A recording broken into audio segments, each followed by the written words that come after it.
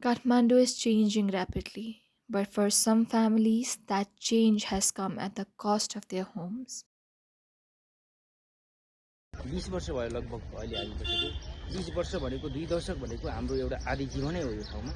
हामीले धेरै सङ्घर्ष गऱ्यौँ, धेरै सङ्घर्षको बिचमा हाम्रा बालबच्चा छोराछोरीले समेत यहीँ हुर्के, यहीँ पढे, यहीँ चाहिँ उहाँहरूले आफ्नो बाल्यकाल बिताउने अवसर प्राप्त भयो।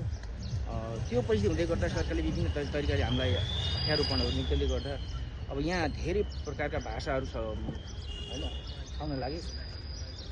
कोही हुकुमबासी बसेको छ, कोही अब यहाँ चाहिँ अलिकति धनाढ्य व्यक्तिहरू छन् भन्ने परिस्थिति नि सिर्जना भयो होला। यस्तो ठाउँमा यता कता त्यस्तो हुन्छ, घुसपेट गरेर नभएको नेपालमा घुसपेट भनेको कुरा जुनसुकै ठाउँ भनेको नेपाल सरकारको उच्च ठाउँमा त घुसपेटको कुरा हुन्छ भने यो ठाउँ भनेको त त्यो अब धुलोमुनि भएको त्यो हिसाबले हेर्दा एउटा भुइँ लेभलको मान्छेमा हुनसक्छ त्यो भुल हुन्छ। त्यो हुँदै गर्दाखेरि अब थिएन यहाँ वास्तविक सुकुम्बासी मात्रै थियौँ भन्नै सक्दिनँ, किनभने यहाँ चाहिँ अब विभिन्न ठाउँबाट विभिन्न परिस्थितिबाट आएका व्यक्तिहरू थिए। यहाँ उपत्यकामा भएर आएका थिए होला अथवा बाहिर भएर आएका थिए, कोही पनि छुँदै नभएको नि एउटा काहीँ केही नभएको नि थिए, केही परिस्थितिमा भएको र त्यहाँ भएर पनि गरी खान पऱ्यो नि। त्यहाँ काम गर्दै गर्दा 3 महिना खाना पुग्दैन, 6 महिना 3 महिना खाना पुगेर काम गरेर अर्को 3 महिना खाना पुग्दैन भने त्यहाँको आय स्रोतले यहाँ परिवार धान्न सकिँदैन भनेदेखि हामी किन त्यहाँ बस्ने। त्यो ठाउँबाट विस्थापित हुनुपर्ने परिस्थिति त्यो भयो। त्यही कारणले गर्दा यहाँ आएर बस्यो। यहाँ पनि विभिन्न बाधा बन्धनहरू विभिन्न परिस्थितिहरूमा हुर्किँदै गयो। अब लास्टमा आएर अब सरकारले एउटा गर्ने आफ्नो दायित्व हुन्छ नि, दायित्व पुरा नगरिकन दायित्व पुरा गर्दै गर्दाखेरि एउटा क्याटेगोरी हुन्छ क्या, हरेक कुराको चाहिँ काम गर्ने सिल आफ्नै तरिका हुन्छ। त्यो तरिका नअप्नाइकन पनि अब जनतालाई कसरी चाहिँ अब व्यवस्थित तरिकाले लाने, यहाँ बसोबास गरिरहेका छन्, धनी बसेका छन् होला, घरि बसेका छन् होला, हरेक कुरा त्यहाँ हुँदै नभएको बसेका छन्, यी सबैलाई कसरी चाहिँ छानबिन गर्ने भन्ने कुरा सरकारसँग कुनै नीति नै भएन क्या। Informal settlements along the city's river banks have faced demolitions as authorities move to clear structures from public and restricted land.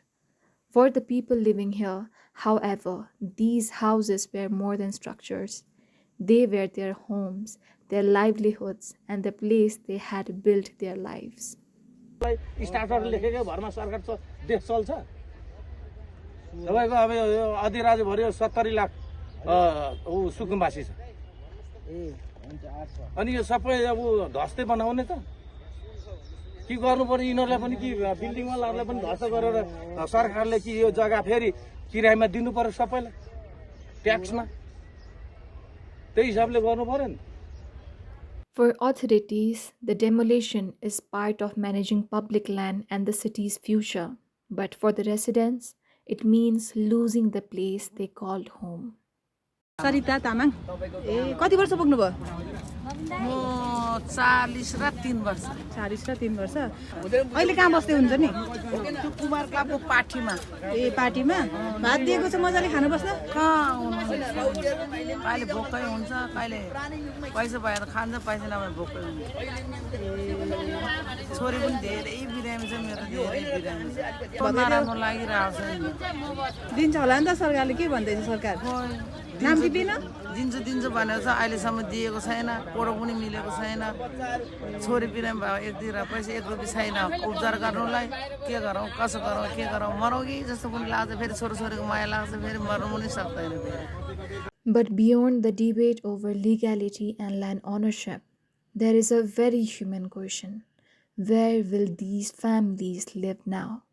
Because a house can be demolished in a matter of minutes, but rebuilding a life takes much longer.